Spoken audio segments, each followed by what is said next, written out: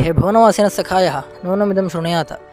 कश्चित् अणुभञ्जिकां काञ्चिदस्मच्चिरसि यदि पातयेत् सर्वे वयं मृता भवेम। यदि सर्वे वयं मृता भविष्यामः अस्मत् संस्कृतिश्च निर्गता भविष्यति। तदर्थमेव जापनीस् प्रतिष्ठा ऐस्पेस् नाम्नी काचित् युनेस्को संस्थया परिकल्पितं स्मृतिमण्डलयन्त्रं 5,77,200 भाषाणां भर्तृ चान्द्रमसे स्वस्य नियोगे हकूटो आर् नाम्नि चन्द्रे प्रतिष्ठापयिष्यति।